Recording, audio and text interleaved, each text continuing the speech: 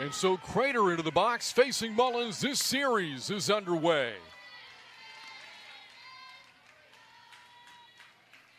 Louisiana coming into this game on a 9-game winning streak. Longest winning streak of the year for the Cajuns. And Crater ahead of Mullins, 2 balls and no strikes. Since a 9-12 start to the year, Louisiana has since gone 18-1.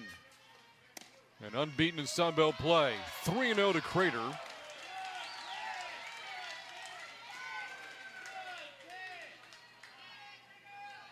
One of the better on-base players in the Sun Belt. Takes all the way and takes a strike on the call from Hayes Lesher behind the plate.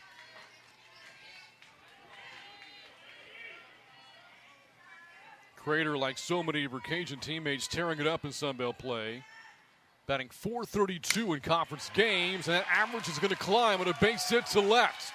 Crater around first base, and she registers a leadoff double.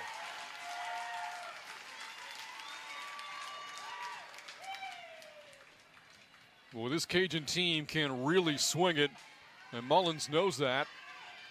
She has faced Louisiana 10 times in her career, as Louisiana will put on a pinch runner here for Crater. And taking her place at seconds is Kayla Felterman. Back to Mullins, 2-7 in her career against Louisiana. 48 2/3 innings. Against the Cajuns, the ERA of 3.95, and talked to head coach Jerry Glasgow before the game. The key to success against Mullins, you have to be aggressive.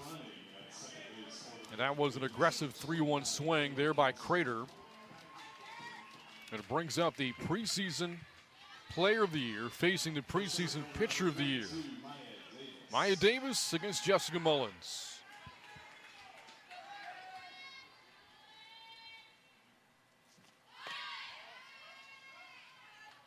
One ball and no strikes.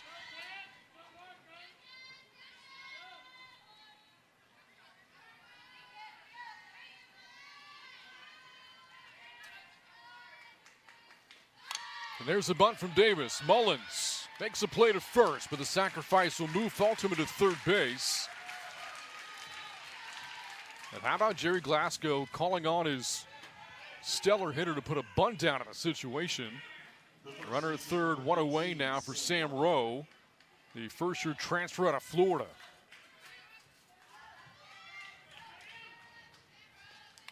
Foul back for strike 1.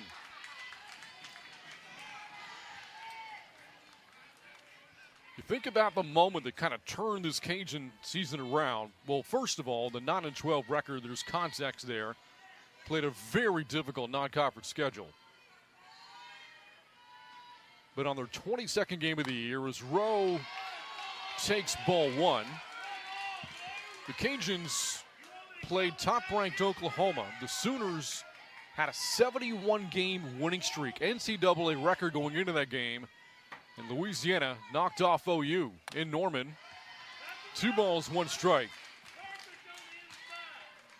Cajuns won that game in 8 innings. And again, since then, record of 18-1.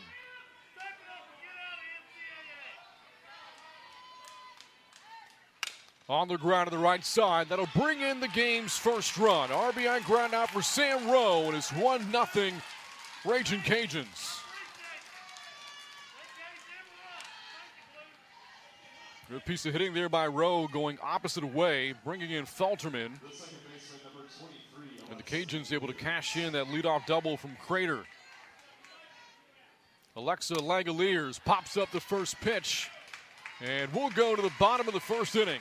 Batting order starts with Hannah Earls. Should be followed by Randolph and Vanderford here in the first inning. And then it's Jones, Bass, and Smith. The bottom thirds, Arade, Harvey, and Kellner. A Bobcat team coming off a loss to top-ranked Texas on Wednesday, 6-4. And with that, they've dropped 2 in a row.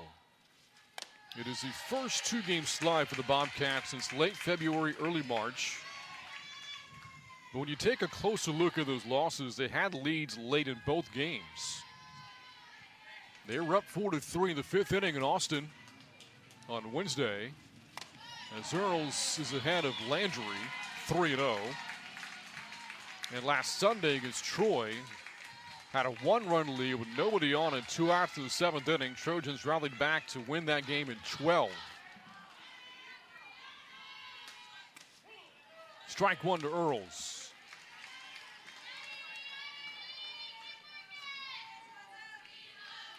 Talk about hot hitters. Earls would qualify in that conversation. 6-game hitting streak. She's been on base in 22 straight games. Landry fills the count, 3-2.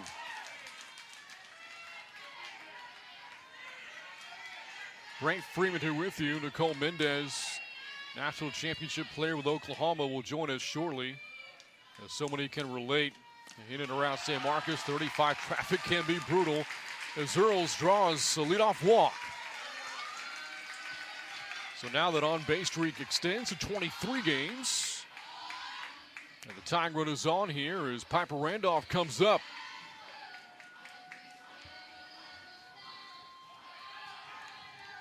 Well, after a walk, Jerry Glasgow right into the circle to visit with Landry in the infield. Let's talk more about the Bobcats. 32-10, 8 wins shy of their first 41 seasons since 2018. That year, Ricky Woodard's program won the Sun Belt Tournament. Doing so in Lafayette, beating Louisiana in the title game that year. Again, these two have quite the history with one another. Met the Sun Belt Championship game 4 times. As Randolph was into the box after the meeting with Landry in the circle.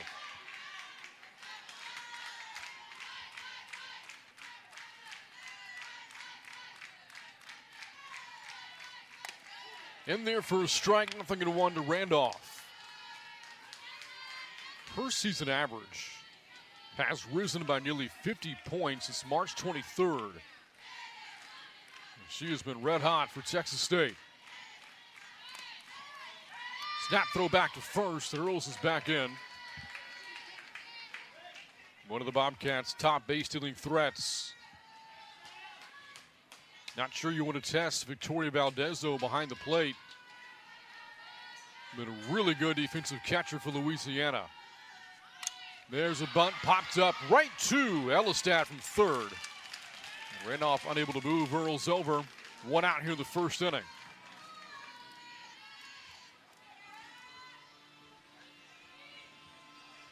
One on, 1 out for Sarah Vanderford.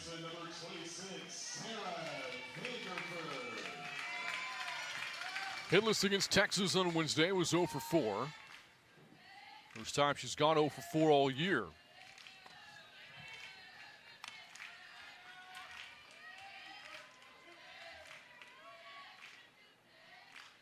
A career .334 hitter.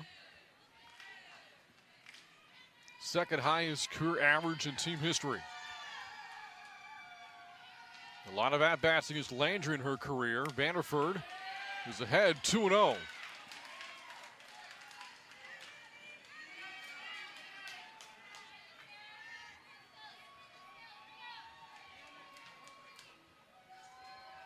Or beg your pardon, 1 ball, 1 strike.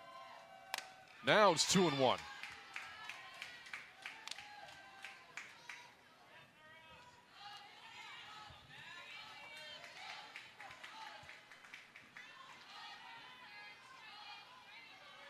Anna Jones awaits on deck. And Vanderford to the changeup.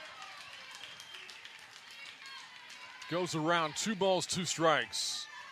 The book on Landry. She can get that rise ball up to 70 on the gun. Very deceptive up in the zone. And the changeup, a really good pitch to couple that with. And a swing and a miss by Vanderford. Down on strikes. And the first K for Landry in the game. 2 outs here in the 1st inning.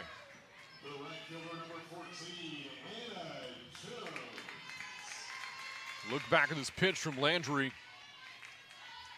And Vanderford can't lay off. 2 outs. Anna Jones pops that one up out of play. Landry fourth in the Sun Belt in strikeouts coming into the series.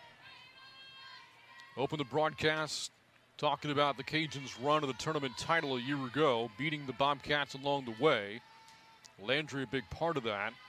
She was the most outstanding player of last year's Sun Belt tournament. As Jones hits a liner to center and is tracked down by Maya Davis. And nothing doing for Texas State after the leadoff walk. We go to the second inning. 1-0 Cajuns on top. Elistad leads off the second here against Jessica Mullins. And she has been on an absolute tear as of late. Elistad 8-game hitting streak, during which she's hitting .600 with 21 runs driven in. Now she's fallen behind Mullins 0-2. Elistad has yet to strike out in Sun Belt play this year. That's out of play. And the count remains 0-2.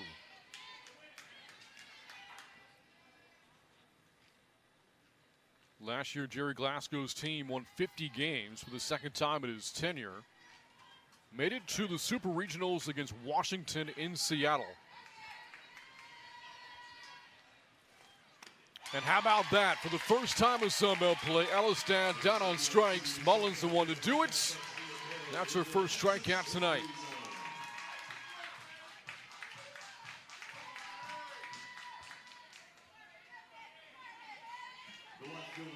Pitch up in the zone. Elistad couldn't lay off. And now the batter is Maddie Hayden. First pitch, and she flies out to Harvey and left. 2 quick outs for Mullins in the second inning. Funny thing about that Super Regional in Seattle, though, Louisiana was so close to hosting a Super against McNeese. The Cowgirls had the Huskies on the ropes in the region finals in Seattle the week prior, but McNeese couldn't put Washington away. Had they done that, the Cowgirls would have taken on the Cajuns in Lafayette for a chance to go to Oklahoma City. 0-2 to Victoria Valdez.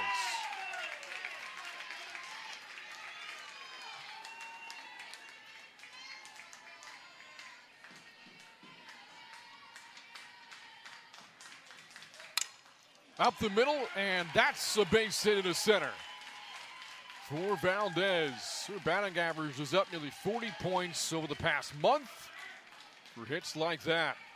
And the sophomore from Alvin, Texas is on with 2 outs.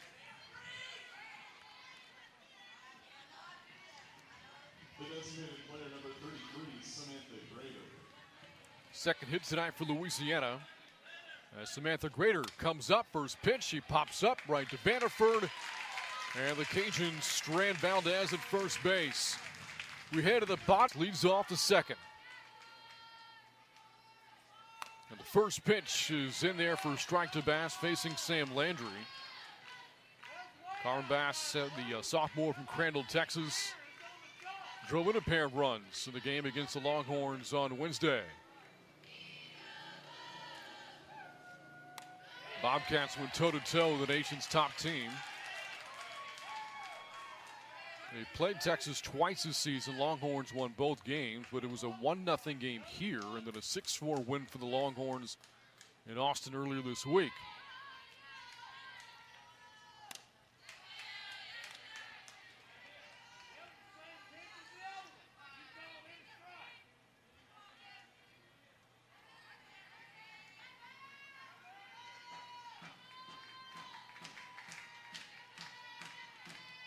Landry's 1-2. Bass rolls one to third.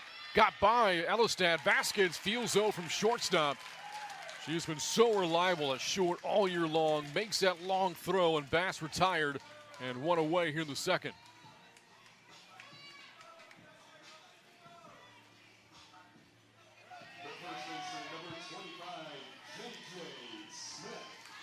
And Bass talking to her teammates about what she saw from Landry. As J.J. Smith comes up, another red-hot hitter. Over her last 8 games, Smith 11 for 24 with 3 home runs and 10 driven in. Had a monster series last week against Troy.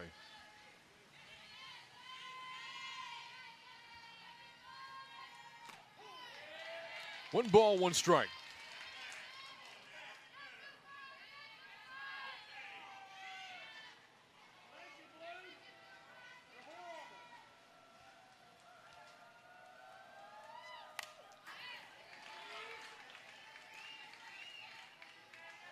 Again, we had the chance to visit with both coaches before the game. And both a lot of respect for the other teams, for the other coaches' program. Jerry Glasgow talking about the Bobcats, that what separates them from everybody else, the experience and team chemistry. It's unmatched in the Sun Belt. Smith, a swing and a foul. Just got a piece of it. And the count 1-2.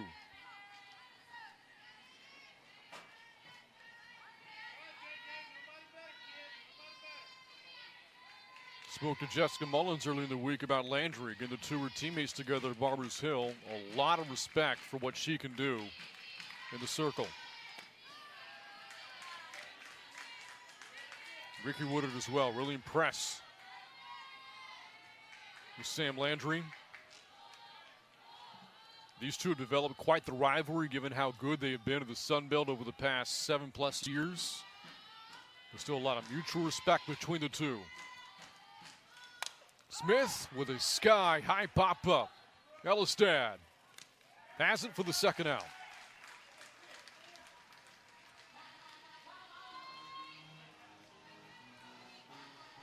So Landry has retired 5 in a row. Bases empty. And 2 outs.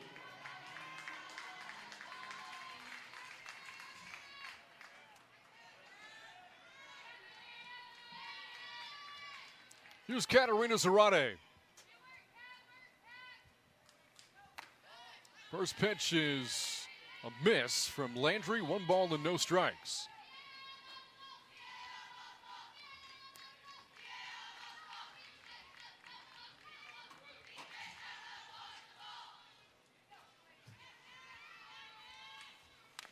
That's fouled away. And the count evens 1 ball and 1 strike.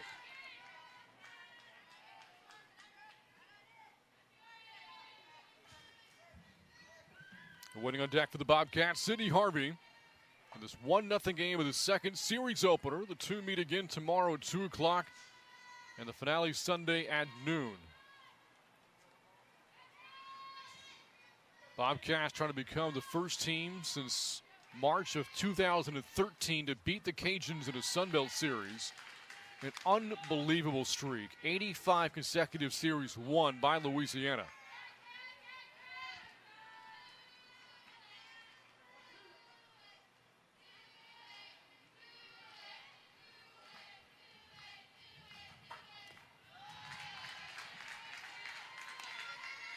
And Louisiana, of course, yet to lose a Sun Belt game this year. Hosted JMU last week at Lamson Park. Swept the Dukes.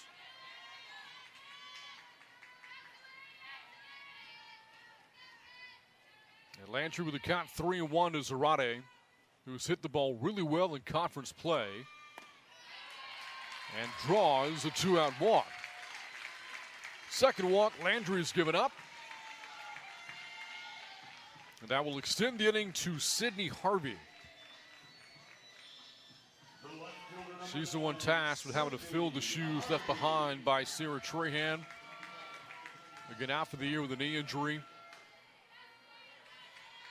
Ricky Woodard almost getting emotional talking about losing Trahan the manner that she did. Suffering that knee injury, just going after a fly ball against Baylor a couple of weeks ago. Such an emotional leader for this team. Key player at the plate as well. And the Bobcats having to move on without her for now. 0-2 to Harvey, and awaiting on deck is Megan Kellner.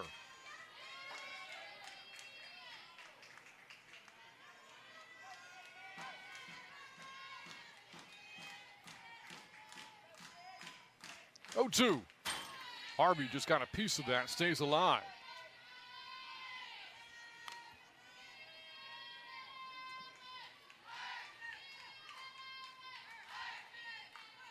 Both teams really low RPIs. in the teens coming into the series. We'll talk more about the resumes throughout the weekend as Harvey looks at strike 3. Second strikeout for Landry and able to work around the 2. And the first pitch high and tight. Brant Freeman alongside Nicole Mendez, who had a fight 35 traffic on the way in here, which is a story so many can recall. Oh, my goodness. Wow. Welcome to the broadcast, Nicole. Thank you. I didn't think I would get here. We couldn't subject our listeners to just me any longer, so the sooner you got here, the better. I came as fast as I could. And that gets a piece of Vasquez. Leadoff batter is on for the second time for Louisiana in this game. Well, it looks like I haven't missed too much. First inning, got the double, the sac fly, and then just the hit to second base routine to be able to score that runner. You're not going to see, I believe, in game one, a ton of power off of Jess Mullins. She's too good of a pitcher. This Lafayette team, they're going to have to show exactly what they just did. Get a runner on, bunt her over, move her over any way you can. That is going to be the strategy. So we see Falterman batting in the place here of Lainey Crater. Falterman pinch ran for Crater in the first inning. And I wonder if something happened with Crater on her way to second base as Falterman stays in. As Vanderford, what a play! Able to get the lead runner out at second base. That is a tough play to make. Vanderford makes it for the first out of the inning. Makes it with ease. That bunt, it was bounced in front of the plate. Good location, but it was hard. It bounced pretty high, and whenever you put the ball into the hands of Vanderford, I mean, she is so solid over there at third. And that ball gets away from Kellner. And Falterman on her way to second base on the wild pitch.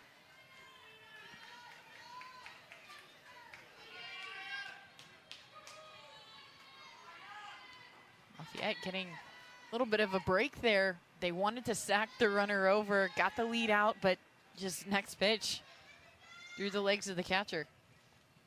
On the ground, gets by Mullins. Earl spins and throws to third. Everybody is safe. Trey Glasgow not happy as a runner. You want to be safe, and it looked like Falterman hesitated just a moment before she stepped on the bag. But that was a great heads-up play. There was no play to be made over at first. The runner was just too fast. She goes, okay, I have an idea the runner might round at third. Let me just try something over there, see if anything sticks. And now a big moment here and a late swing. Here's a throw to seconds, and the Bobcats wary of that potential bait. The Cajuns dangling out there. Going to hold Falterman at third base, but Davis does swipe second. Now runner second to third here for Sam Rowe. Liner to Earls. Good for out number 2, and that'll hold the runners as well in their places at second and third. Big moment here for UL. They've been swinging early in the count. They've been attacking Jess Mullins before she can get into a groove. If they're able to make some defensive things happen, makes the game feel that much more rushed. And a strike delivered by Jessica Mullins facing Alexa Langoliers. The train, another train coming by in the background. I need to talk to the marketing department. It was a beautiful off-speed, little low, but I remember last time I was here, I was saying, they should be throwing out T-shirts that has something to do with trains on them because you see them all the time. 1 ball, 1 strike to Langoliers. And that ball line foul. It's 1-2. The junior out of Keller, Texas, the greater DFW area. Langoliers preseason All Sunbelt Conference. Very athletic family. I'm sure a proud sister to her brother Shay. Used to play baseball at Baylor, now with the Oakland A's. Just the other day, homered 3 times against Texas in Arlington. Fights off that pitch from Mullins. 1 ball and 2 strikes.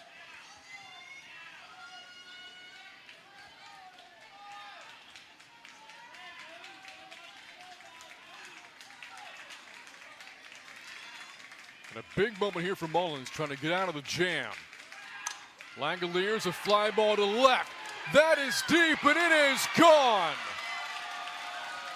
Alexa Langoliers, a 3-run homer. It's 4-0, Ragin' Cajuns.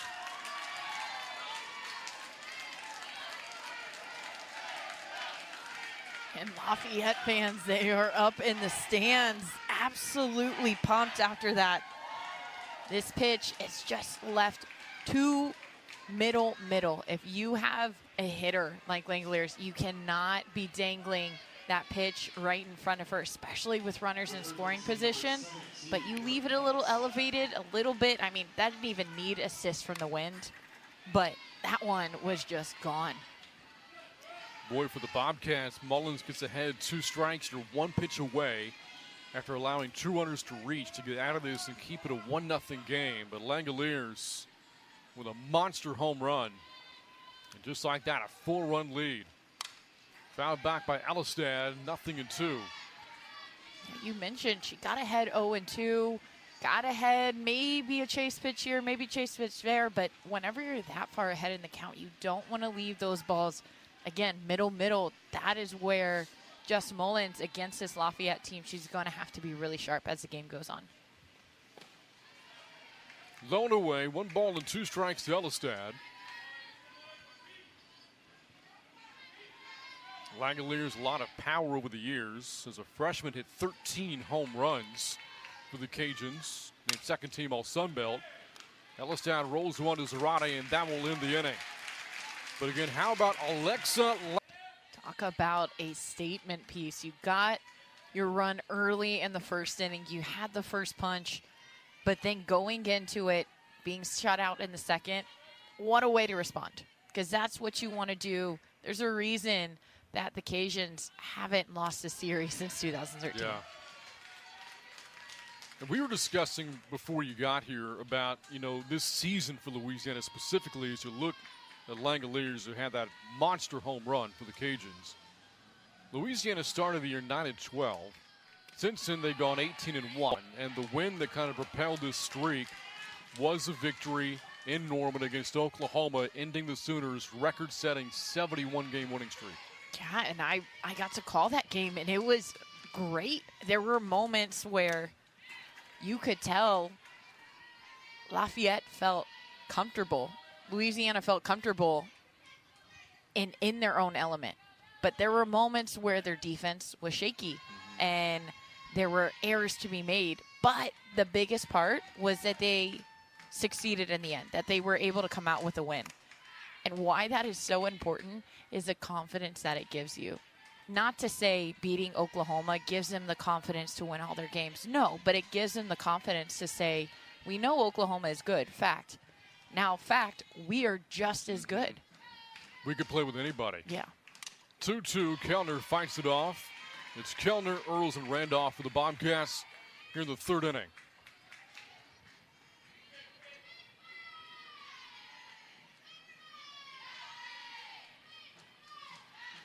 First at-bat tonight for Kellner.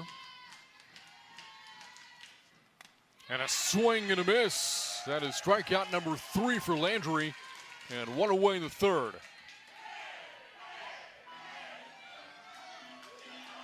Something about this Louisiana program, a lot of people are invested in it.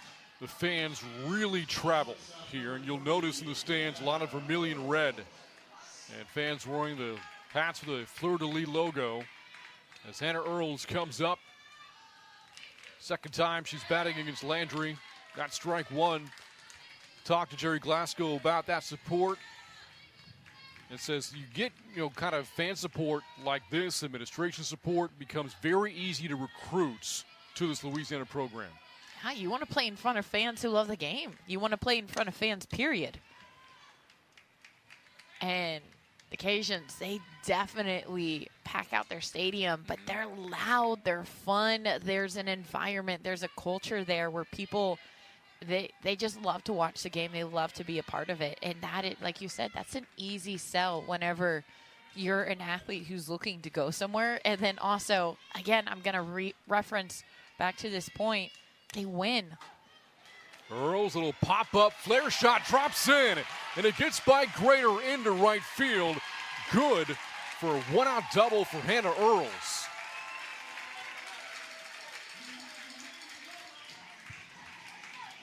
And this one is perfect placement in right field, not quite as shallow. You have to be respectful of that lefty power whenever a slapper goes through. Kayla Falterman doing a good job just staying back a little bit, and it was just placed in no man's land. Yeah, good catch there. It is Falterman in right field, not Grader. So Falterman came in as a pinch runner for Crater. In the first inning, as Randolph pops up the first pitch to the shortstop, and Vasquez makes a catch for out number 2. And so Samantha Grader has been moved to the DP spot for Louisiana. Falterman's taken over in right field, and Laney Crater's, I guess, out for the game.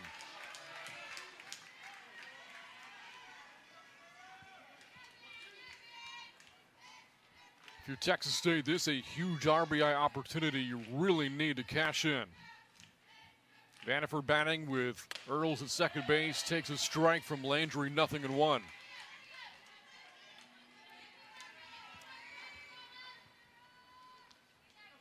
What you just said, it's important to be able to get those runs across and make the Cajuns feel that pressure.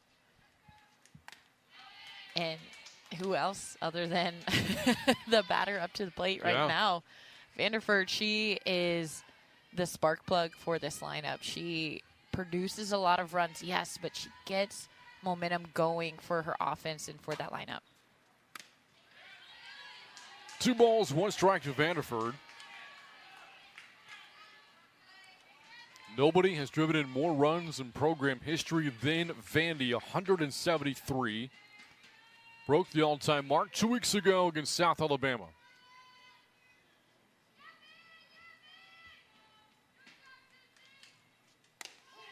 Two balls, 2 strikes.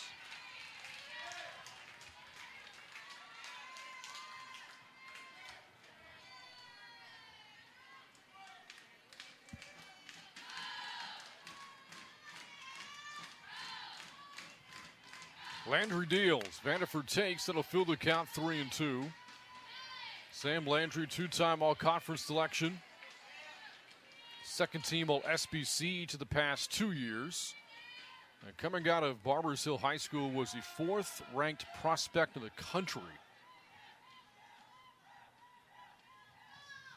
Vanderford, good take there. A walk given up by Landry.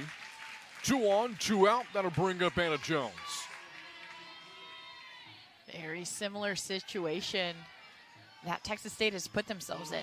Get runners on base. It doesn't matter how you do it. Just get them on base. Give your offense an opportunity whenever they do get those hits, whenever they do, maybe not even a double, but those singles through the infield, have somebody there to be able to cash in.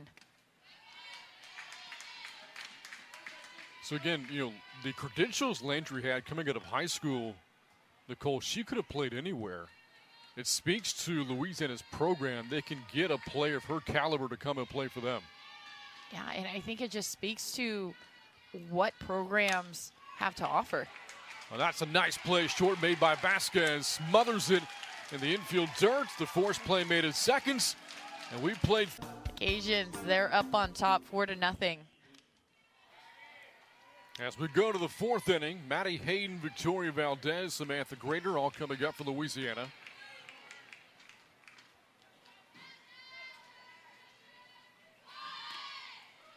And here Hayden bunts over the top. 1 ball, 1 strike from Mullins. It's now back-to-back starts. She's given up 4 earned runs. That ties the season high. Gave up 4 against Texas on Wednesday. Foul away, strike 2. Speaking of Texas, how about the series the Longhorns and Sooners had this past weekend? What a great series. What a great series. If you are a fan of softball, it doesn't matter who you root for. You love that series. You love to watch it because it's 2 teams and there's that rivalry and they go back and forth. Same thing this weekend here at Texas State, Louisiana. There's that rivalry. These are the 2 best teams in the conference, and they get to meet head-to-head at a moment where both of them are fighting not just for rankings, but also RPI power. Also, potentially, don't want to get too far ahead of ourselves, but it is in the back of everybody's mind, regional hosting. Yeah. One of these teams might be able to host, and it might come down to this series. Hayden lines out to Earls at shortstop. Hayden's 0 for 2. And you said it, Nicole. Now, we spoke to both coaches kind of about that earlier today, about what the series means, the possibility of hosting a regional site. Neither wanted to talk about it. Both wanted to talk about this weekend and this weekend alone. Of course, if you look too far ahead, that's our job. We can look far ahead. But as coaches, as players, if you look too far ahead, you get lost in the sauce, and the moment becomes way too big for yourself. I think Texas State has shown they've been there where the moments get big, and you see them have the talent but just not be able to have the confidence to get through those moments. And you've seen the Cajuns, they've been in those big-time games. They have success, but it's been a while since they've been able to get out of the clutches of LSU, and being able to host, that would be big for them. The Cajuns will play the Tigers a couple of times over the next couple of weeks. Popped out of play by Valdez, who had a hit against Mullins back in the seconds. Nobody on and 1 out in the 4th inning. 4-0, Raging Cajuns on top.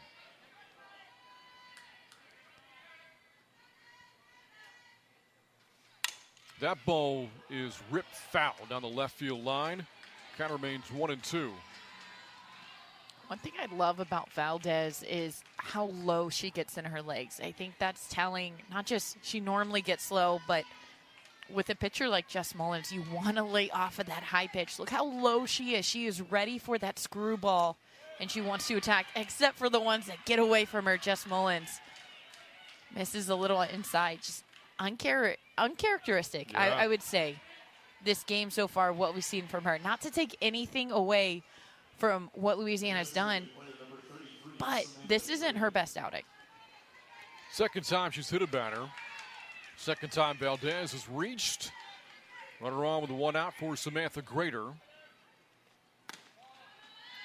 And a miss in the inner half. Really good coaching staff around Jerry Glasgow as well. Justin Robichaux in his 3rd season on the staff with Coach Glasgow. An alum of the school at Louisiana, and son of the late, great Tony Robichaux, the great head baseball coach for the Raging Cajuns. And also in that dugout, you'll find Shelly Landry, no relation to Sam, but a tremendous Cajun player back in the mid-2010s. That's fouled away for strike 2. Shelly Landry, an All-American player for Louisiana from 2013 to 2016. Talk about being able to be ready to have that it factor in postseason, have somebody who been there, done that, felt that pressure, and succeeded. Ground ball to first. J.J. Smith will make the play at the bag herself. It does move Valdez to seconds. 2 outs in the inning.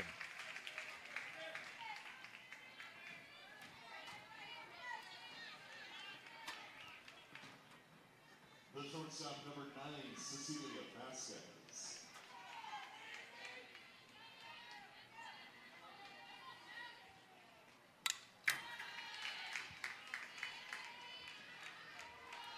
Pitch that we have seen Louisiana consistently go after is that low pitch, that screwball, but they've done a pretty good job of laying off that rise. And Mullins, whenever she has these hitters off balance, she's able to incorporate both pitches, not able to lay off on that one.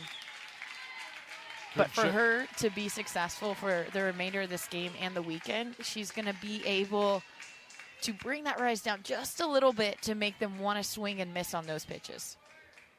Could lay off the 0-1. Now no balls and 2 strikes to Vasquez. Liner right back to J.J. Smith.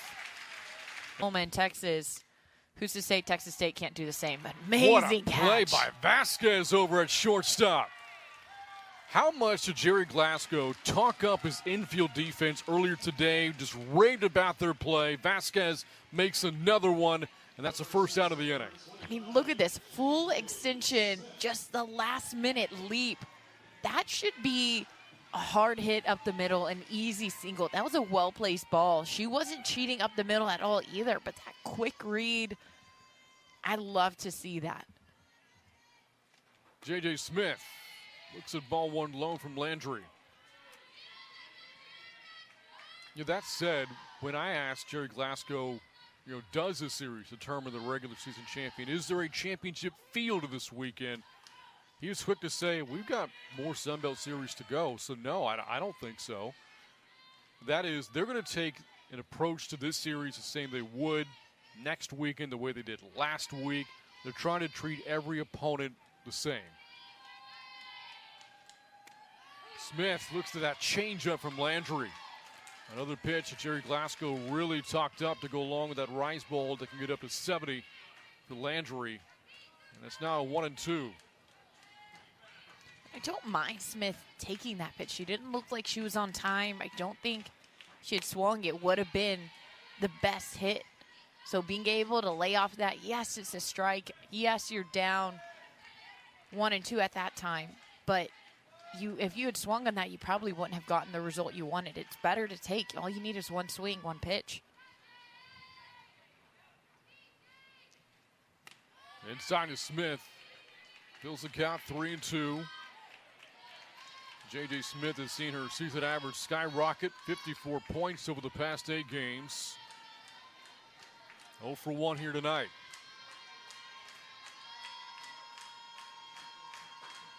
Full count. Smith draws a walk. And Sam Landry's now given up a free ticket to first base in all 4 innings here tonight.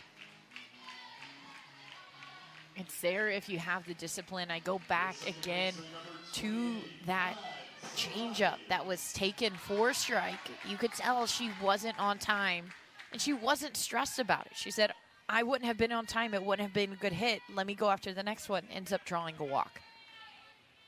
Here's Zarate. She drew a walk herself in the second inning. And ahead against Landry, 1 ball and no strikes.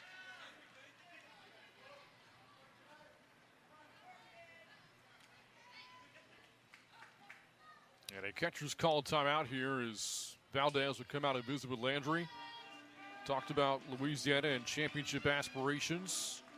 Since the year 2000, the Cajuns have won dual titles, that being the regular season and tournament, 19 times in the last 24 seasons played. You have to respect that. You have to love that, especially if you're a Cajun fan. You have to love that. But if you're Texas State, this is the best team that you've had in a while. This is the most confident team. That is what we've heard echoed again and again by Coach. This is the most confident team she's had. You see that and go, all right, and? Borderline pitch there taken by Zarate. 2 balls, no strikes. Both coaches really confident in their 2 teams coming in. Jerry Glasgow believing that, and this is quite the statement to make because there have been so many good teams for the Cajuns since he took over, but he thinks this might be their best one.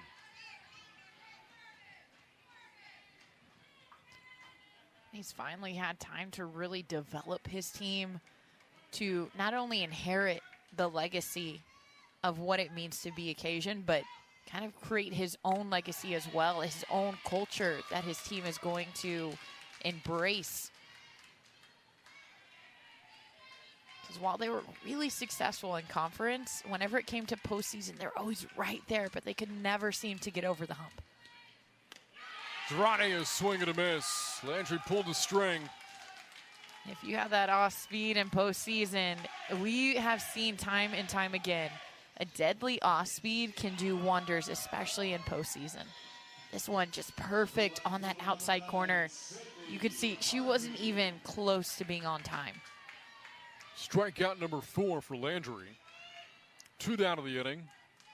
Bottom part of the order batting. Here's Sydney Harvey, one of the strikeout victims for Landry tonight. Falls behind, 0-1.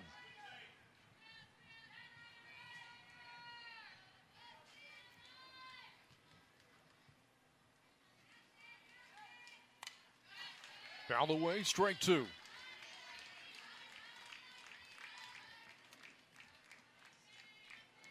Bobcats, after the series, play their next two on the road at ULM next week after at Southern Miss.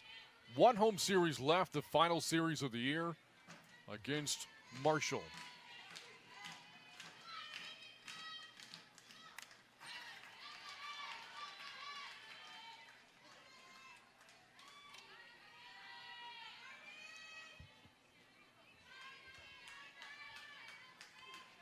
I think for Texas State at this point, being able to take a look at your defense, being able to take a look at where they're positioning. Right now it's 0-2, but knowing where they're setting up, so knowing where that ball is going to come to you as a hitter. You can read a lot from your defense. Shortstop, couple steps up the middle. Third base, couple steps off the line. You can tell, okay, maybe something might be coming in. They're on the line, maybe it's going to be going outside.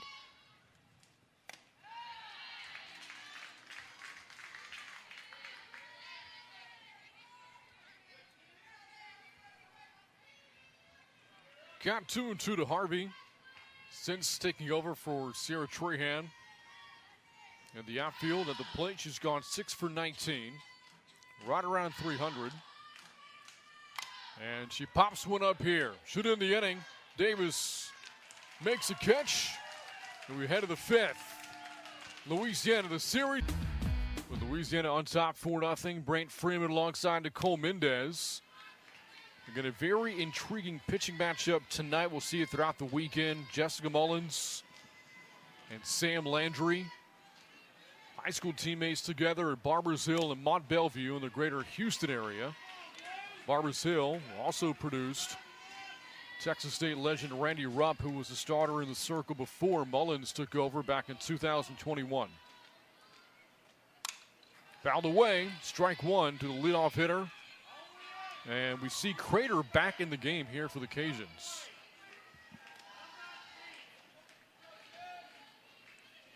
We got to talk a little bit about Barbers Hill High School and what they must be feeding those kids, what's in the water. There's not much over there. He's saying she swung on that one.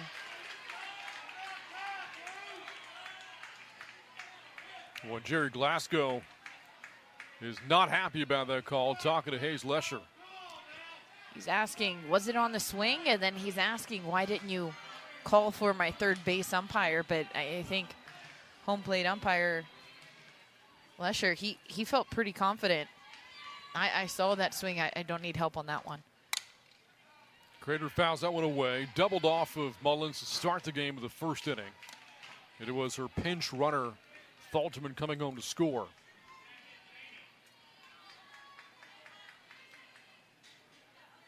Another stud pitcher to come from that high school, Sophia Simpson from Texas, also went to Barbers Hill and Mont Bellevue.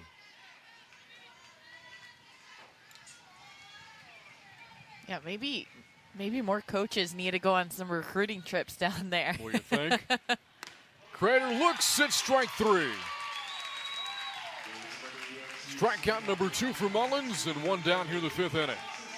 Only strikeout number 2, but that is a big-time strikeout for Jess Mullins. She needed that. Texas State, they needed that momentum to swing back in their way, especially against a batter that got that first run. Davis to the shortstop, Earls, and unable to get it out in time. Davis with her second hit tonight. Both have been in the infield. Great placement. We talked about who she is as a batter and who she is offensively on the bases. She has a ton of speed. It was great placement on that one.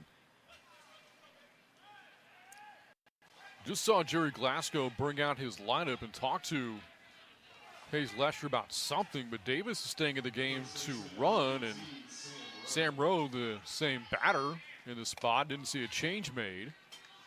That's time for ball one.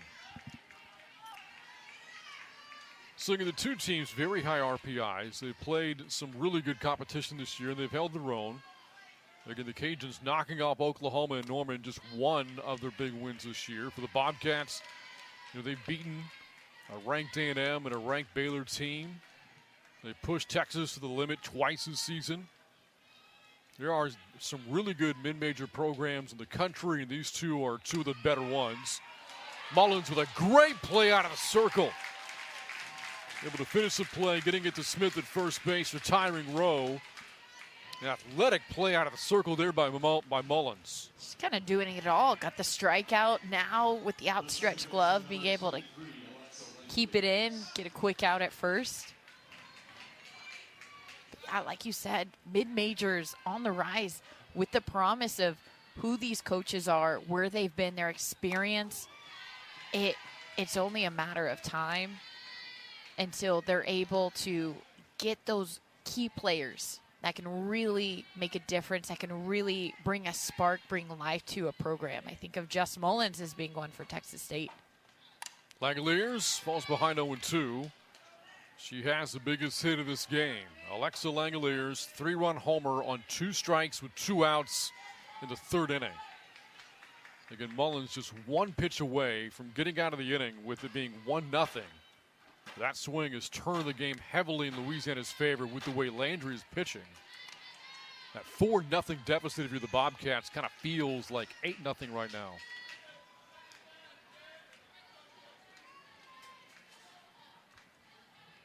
One-two. Langoliers with a fly ball to the left. Harvey gives it a look. It's out of play. And the count remains a ball and 2 strikes. So here is Langoliers again. Nicole battling with 2 strikes. If you're Jess Mullins, you remember what happened her last at-bat. Right now you have ducks on a pond. You don't want to give her anything. You have a really great count in your favor. Show her something on the outside. Make her chase. On the ground, a short. Earls picks, fires. And we go to the bottom of the 5th inning. Bobcat shortstop. Earlier, the ability to mix that slow off speed with a rise ball that touches in the upper 60s, close to 70. That's a hard split to make as a hitter. Leading off the 5th inning is Megan Kellner. Kellner, Earls, Randolph for the Bobcats here in the 5th inning. So we saw a number of changes between designated player and right fielder for Louisiana through the first 4.5 innings. And because of that, another change made in right. Falterman is forced out of the game for Louisiana. That is Deja Williams playing in right field now for Louisiana. The freshman out of Alexandria, Louisiana.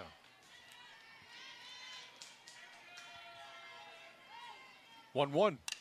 Foul away, 1 ball and 2 strikes.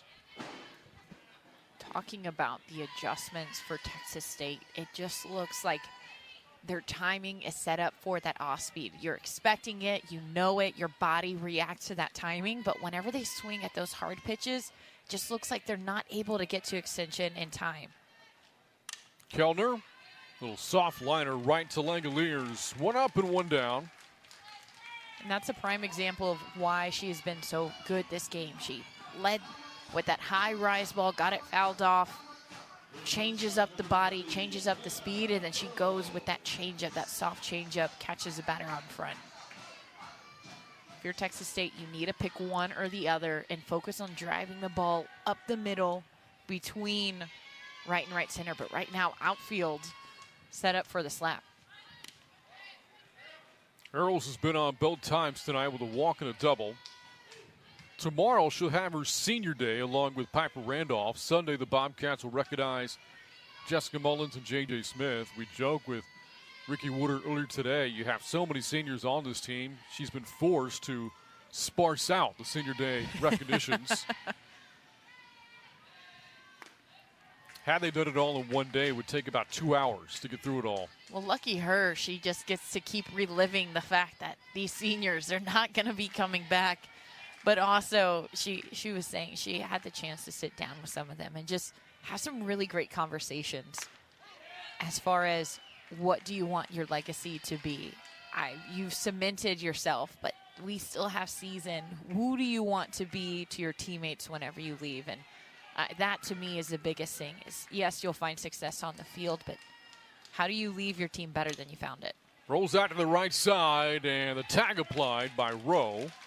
Earls retired for the first time. 2 outs in the 5th inning here for Landry. the bases are empty for Piper Randolph. Coach in the dugout, fired up. Last week, Texas State had a senior day for Anna Jones, Tori McCann, and Carson Pierce. As Randolph steps in, fouls it away for strike one. Fun fact about Anna Jones, I have known her for, I think, since she was in 12U. Wow. Her dad would always hit fly balls to me. We were in the same organization. He'd hit fly balls to me before games, and we would just practice together. So I've known her for a while. I love that she's had the career that she's had, and she's loved Texas State, and she's been able to get the most out of it. And also, she's stepped up her last year. She has really made an impact for her team. Unicole from the greater Houston area, as is Anna Jones from Deer Park. Started her career at LSU. Here's a little pop-up into shadow left. Going to bloop in for a base hit for Randolph. So she's on for the first time. And for the Bobcats, that's her second hit of the night. Sometimes all you need is that one to drop, that one to get down, to get some momentum going. Speaking of Anna Jones, you can see her on deck right now. This is a good part of the lineup for Texas State. They've been through the lineup a couple times. They've seen it. They've experienced it. They know what pitches are coming. You're able to make these adjustments. Vanderford with a drive out to left, and that's going to bounce off the bottom of the warning track. Randolph will stop at third base. And Vanderford's added to her doubles total. 18 for the year, and now 70 in her stellar career. And right there, that is the adjustment that Texas State can give whenever they get through the lineup, whenever they have a clear focus plan, whenever they're sitting one speed. And now a big moment here for Anna Jones. 2 on, 2 out. She's 0 for 2. But now facing Landry for a third time. Swing and a miss. Strike one. Boy, a hit here for Jones would really change the momentum of this game and bring the Bobcats back in it.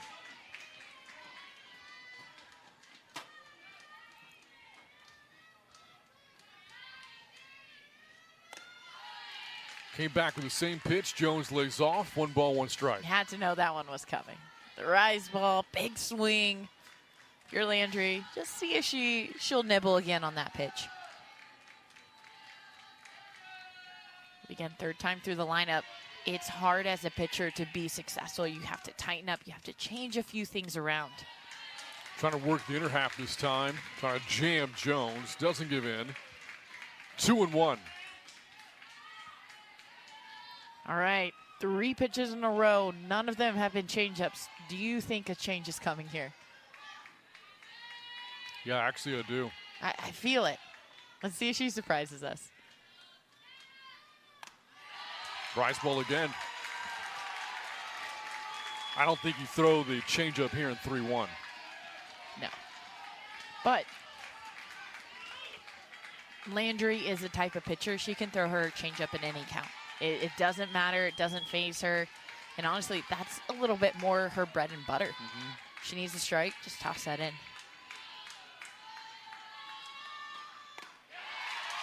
Bases loaded. And the tying run comes up in Carmen Bass. Great at-bat by Anna Jones. First pitch swinging, rise ball over the head, and after that, she really narrowed in her. A couple of huge late-inning doubles on opening weekend this year as well. In the air, center field. Davis comes in, and Landry out of the jam. And the Bobcats strand the bases in Sarah Vanderford. We go to the 6th inning. Cajuns a commanding 4-0 lead. And you can just kind of feel Texas State came into this game just a little bit off, just a step behind. They're playing catch-up. You saw Jessica Mullins, an uncharacteristic, not so much that there was a home run hit off of her, but just the placement of those pitches. Elistad lines out to Harvey in left field. 1 up, 1 down to the 6th inning. And then not a lot of hits from Texas State, but a ton of walks. They've gotten a ton of free bases. They've left 8 runners on base compared to UL's 3. Yeah, that's the big number right now. If you're the Bobcats, they've had some opportunities in this game. Bases were loaded, 2 outs in the bottom of the 5th inning. Carmen Bass swung at the first pitch she saw, which you and I were talking during commercial, found that interesting because she had just walked Anna Jones on 5 pitches. You would think the approach from Bass would be, let me see a couple. If I can get ahead 2-0, all of a sudden, you're really forcing Sam Landry's hand. Yeah, and in those moments, that's whenever the game gets big, the heart rate starts going. You start thinking, man, hit right now could do some damage. That ball to left and going to drop in front of Harvey for a base hit for Maddie Hayden. She's on for the first time with a 1-out single in the 6th inning. Being able to take a breath and create a game plan and stick to that game plan. Don't go off of the moment, but understand what it is you're in position to do and what it is that you're going to get. 1 ball, no strikes from Mullins here, facing Valdez, who's reached twice. Again, the big home run from Langoliers against a team that doesn't give up many. That ball shot to left and foul. That's only the 3rd home run an opponent has hit against the Bobcats since March 17th. Just the 10th the Bobcats have given up all year. And for Mullins, in 167-plus innings now, has given up a grand total of 4 homers. She has been so impressive this year in the circle. And there's something about your last year just really wanting to leave it all out, play free. You can really see that whenever she's going out. She is fun to watch. I think we've seen the past few innings. She's settled in. She's found her groove. It just took her a beat too long. And if you're Louisiana, you go into that game going, we're going out hot. Runner goes. Here's a throw and the tag, and they got her at second base. Megan Kellner with a missile. The Katarina Zarate is seconds. And the Bobcats gun down Maddie Hayden. Kellner. Quick release. There was a lot of speed over at first. And with Valdez up, the ability to eliminate a runner, potentially an extra base runner. If she was safe at second, that's a really dangerous position. You're already behind 4-0. You want to limit that lead. That is big time. Full count. That's in the dirt. And Valdez, 3 at-bats against Mullins. A single, a hit by pitch, and a walk. And that will extend the inning now to Deja Williams. We saw her come into right 2 innings ago. Let's look at all these changes between right field and designated player. I think that's taken both Falterman and Grader out of the game as Williams bats here.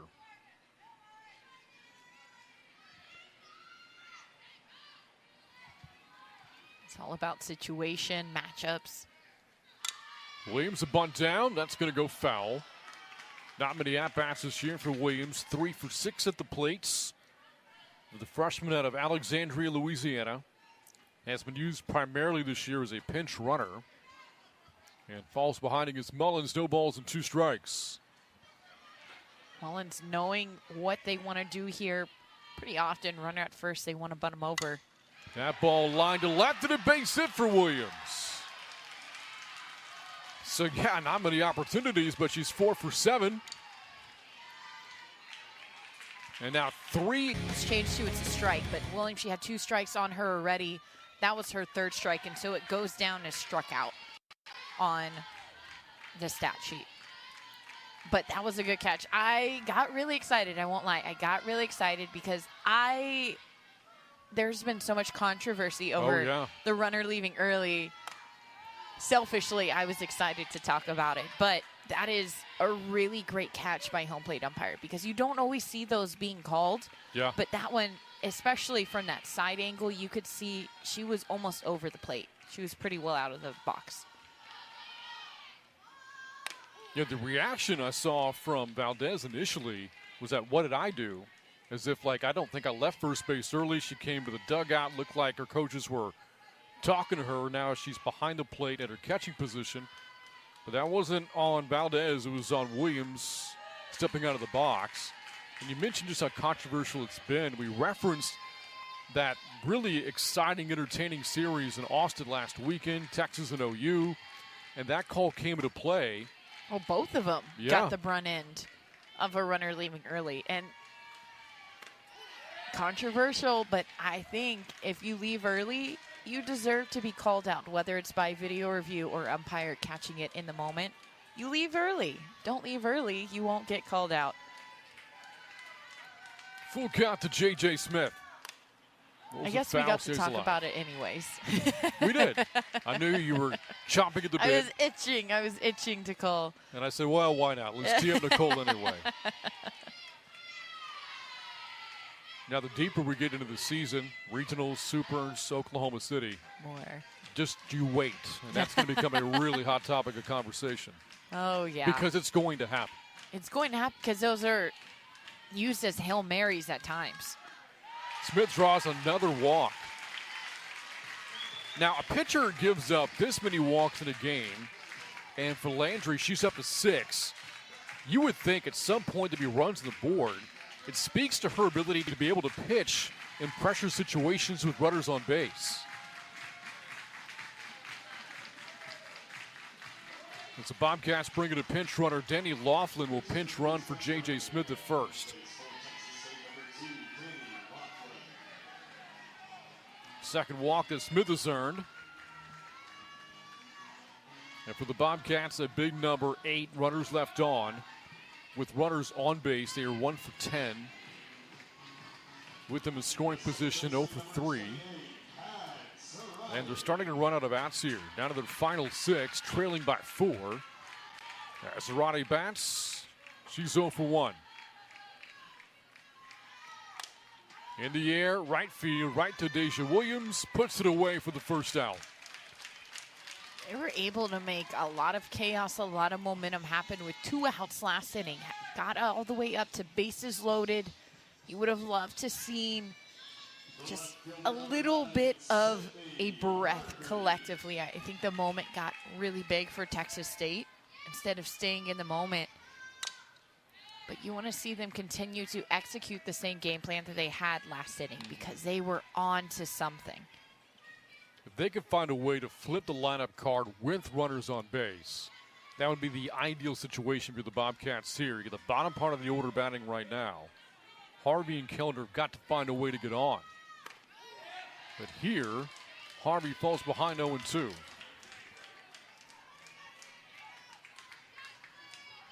A couple of innings ago, Coach Ricky was talking to her hitters about staying up the middle, keeping those barrels up the middle. Harvey checks her swing. It's a nice 0-2 changeup from Landry. It makes you want to bite that pitch. It makes you want to go after it.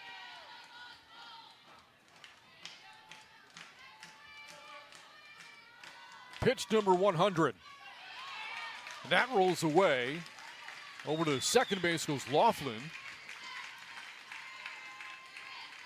So a wild pitch there by Landry. And a runner in scoring position now. Valdez unable to pick it.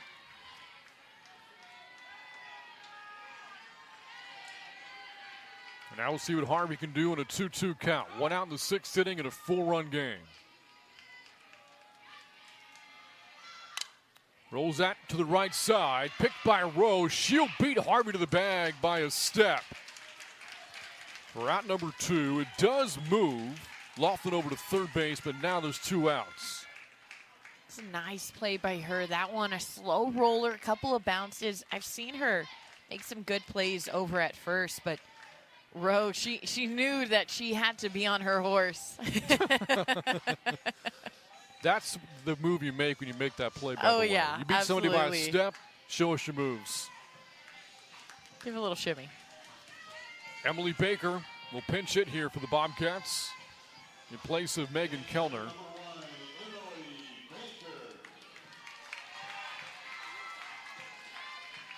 Bobcats looking to push that first run of the game home. Strike one on a foul ball hit by Baker.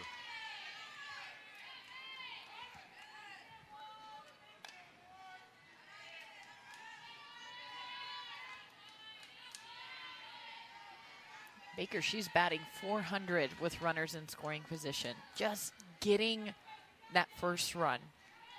That's going to be big for them, not just today, but tomorrow as well and throughout the weekend. Speaking of tomorrow, for Louisiana, they're going to start Chloe Riasetto in the circle. The way that Jerry Glasgow's managed the pitching has been start Landry, game one of a series, Riasetto in game two, and then whoever's thrown better gets a start in game three. And Landry pitching pretty well tonight. A lot of momentum coming into this weekend. First pitch swinging, fly ball to left, hammered and gone. Cecilia Vasquez with the Cajuns' second home run tonight.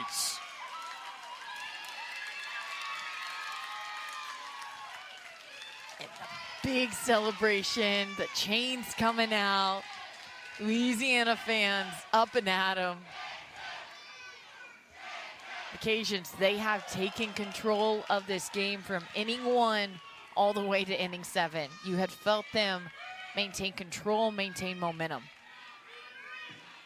Fourth home run of the year for Vasquez, and that's going to be it for Jessica Mullins. Out of the circle, we'll bring in Carson Pierce.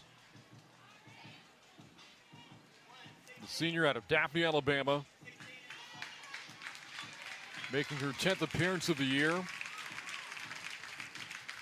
Mullins going 6 innings, giving up 5 runs, a couple of homers hit by the Cajuns. And Carson Pierce into the game right now. Boy, Louisiana again. Just pinching for the big hits in big moments. They've done that tonight. You know, they start the game off and grab momentum early. You know, get the leadoff runner on with a double, manufacture her home to take a 1-0 lead. 2 outs, 2 strikes. Alexa Langoliers, bang, 3-run homer. Really takes the wind out of the sails here for Texas State a bit because it expands that lead by 3 runs with the way Landry's pitching. And then, you know, just looking for that exclamation point, trying to chase out one of the top pitchers in the conference. They do that here in the 7th inning. If you're the Bobcats, tough night, but you tip your cap to a red-hot Cajun team right now. Anything that tells me their game plan, their scouting report, how they executed, it has been spot on all night long. They have done such a good job of knowing what pitches they want to attack. You can tell they've practiced them. They look intentional with their swings. But then also, they do such a good job of moving those runners into scoring position to be ready for those hits, to be ready for those swings. Jerry Glasgow, great hitting coach. So the final line tonight for Mullins, 6 innings, 5 earned runs off 7 hits, 3 strikeouts and a walk. Not many teams have gotten to her, but Louisiana has been one.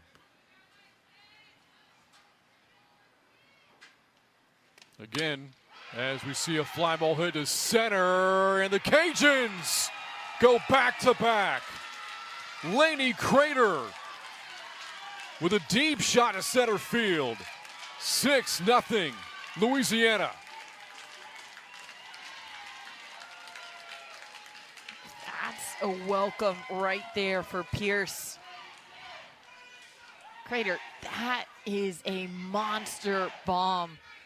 Quick to contact, but how quickly she whips her barrel through the zone. She creates a lot of momentum, a lot of force, and just sends it dead center.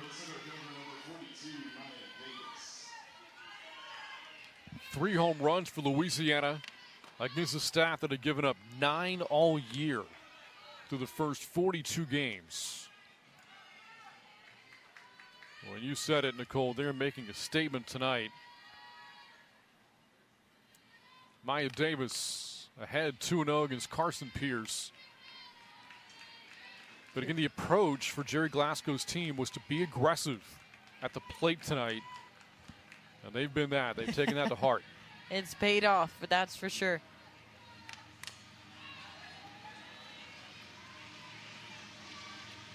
Your Texas State takeaways from this evening is being able to get those pitches tighter on the zone for the pitchers. We know that's not the last we've seen of Jessica Mullins. We'll see here throughout the rest of the weekend. We'll see other pitches as well. That ball stays in the park, fielded by Harvey in left. And Davis is retired for the first time tonight. And then completing the runners that you get in scoring position with less than 2 outs. Texas State left a lot of runners on base. That ball lined to left, and that's a base hit for Sam Rowe. Their first hit tonight.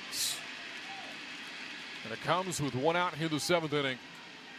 We got our second train of the game here in San Marcos. So a train coming down the tracks, and boy, right now this Raging Cajun team running down the Sunbelt tracks like a locomotive on their way to a 13-0 start in Sunbelt play, barring a huge comeback for the Bobcats. If you're Texas State, you can't, let's say they don't come back and win this game.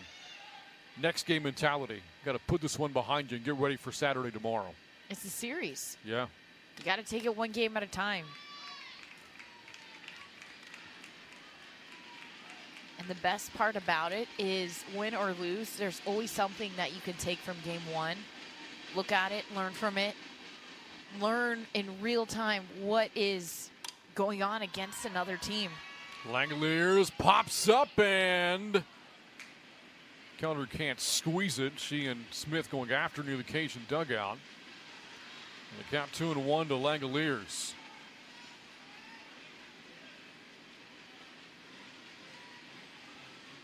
If you're Texas State, something to help that feeling of how do we bounce back? How do we get back on our feet?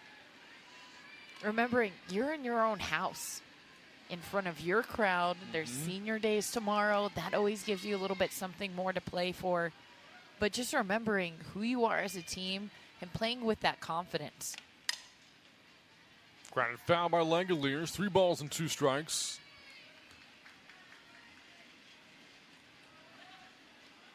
Bobcats have typically been a team that bounces back very well. They've only lost back-to-back games once all year, but in danger of dropping their 3rd in a row here. 3-2, and Langoliers got a piece of it, stays alive.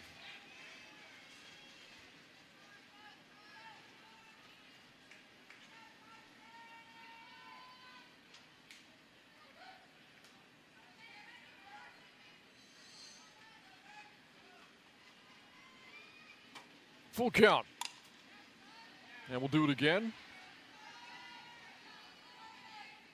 Pierce going in tight on the hands of Langoliers. She doesn't want to give her anything to get a hold of. She hit that 3-run home run back in the 3rd inning. Anything left where her hands can clear and it gets sent hard. We've seen it already this inning. On the ground is short. Earls only 1 play, but no play to be made. Langoliers good speed. You saw Earls not giving second base a look. Was going to go to first base, but Langoliers beats it out for an infield base hit. And that is the 4th hit of the inning for Louisiana. 2 on, 1 away. And here comes Brooke Ellistat for the Cajuns. Even with Earls being the type of player she is, this defense, especially on that left side, heels Earls, heels on the grass right now. You know, Vanderford, she's even, if not even, a couple steps behind third base, giving them some space. They've been hitting the ball hard. That bounces away from Kellner, and both runners advance. Bobcats have typically been really good to open series in Sunbelt play. The record in games 1 and 2, 8-0. coming into this series. It was the finale that had been giving them trouble. They were 1-3 in series finales in conference play. That's high 3-0. There's Sam Rowe at third base. Langoliers at seconds. Cajuns opening up the inning with a couple of home runs from Vasquez and Crater. They are in control. Strike one from Pierce, 3-1. First strike from Pierce in a while.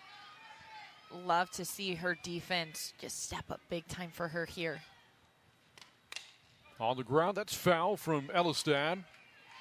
Potentially has a 8-game hitting streak on the line here. 0 for 3 tonight for the junior out of Kimberly, Wisconsin.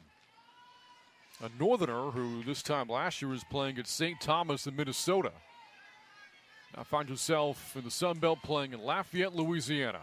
A little bit of a change there. Little bit. That's in the right field at a base hit. Hitting streak extends for Elistad. And scoring is Rowe, and the lead grows. 8-0 Louisiana. Or 7-0 now. Cajuns with that base hit from Elistad. She was fired up, got that one through that 3-4 hole. Not an easy thing to do. JJ Smith, she's like a human vacuum over at first. You have to hit it pretty hard to get past her.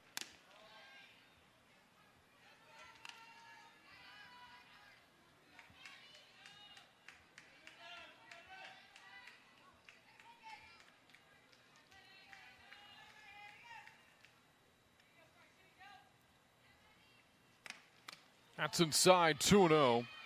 So during this 19-game stretch that's seen the Cajuns win 18 games, they've outscored their opponents 147-46 by more than 100 runs, averaging about 10 hits a game. There's a ground ball to third. Vanderford throws home, count to the tag. Langoliers out, throw to third base, and an out there. Langoliers arguing she was safe. And we'll see if the Cajuns get a challenge here and a review at home plate. Out is the call.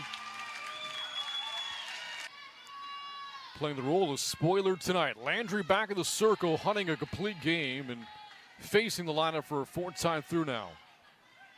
And there is a lot of holes right now for Earls. Big space behind third base. Shortstop squeeze up the middle. You have Davis out in center field, pretty much playing in left center. There's a lot of gaps. If Earls is able to control her barrel, we saw her do it earlier this game. And their first strike to Earls, 2 balls and 1 strike.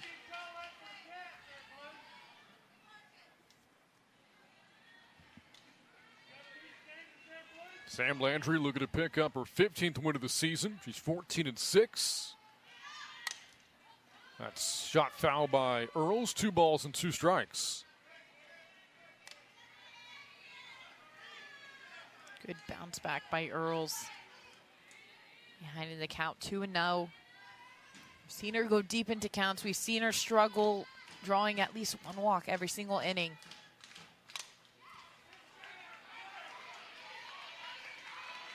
Again, Louisiana adding to the lead in the top of this inning.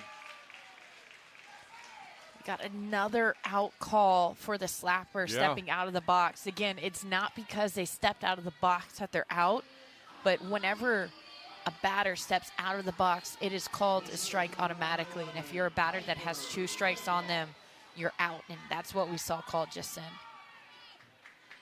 Cajuns got back-to-back solo homers in the top of the inning. Randolph lines it right to Rowe, and just like that, the Bobcats down to their final out. Solo home runs from Cecilia Vasquez and Laney Crater. Rowe, who just made that play, scored a run as well in the inning.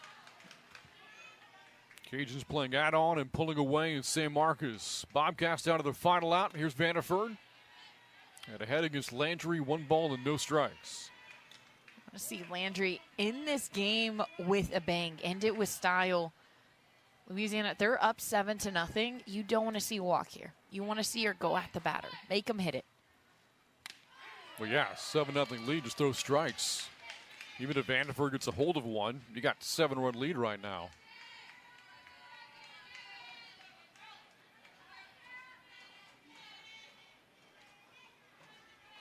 One on the way from Landry, and that got away from her. 2 balls, 1 strike. Very proud Cajun program. They've been to the NCAA tournament 24 years in a row. Last time they didn't go, 1998. 6 trips to the World Series. Last one in 2014.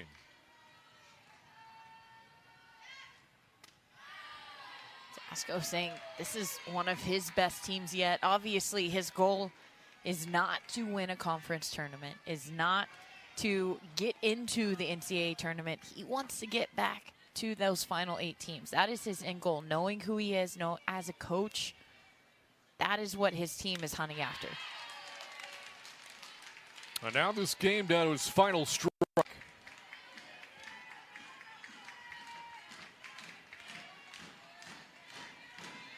Great showing by the Cajuns. We've got a long weekend ahead of us and some good softball.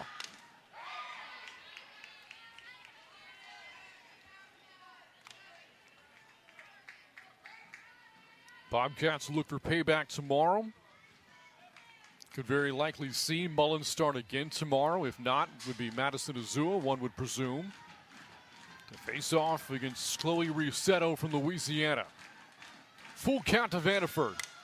Ground ball through the right side for a base hit. Vanderford's success against Landry this game.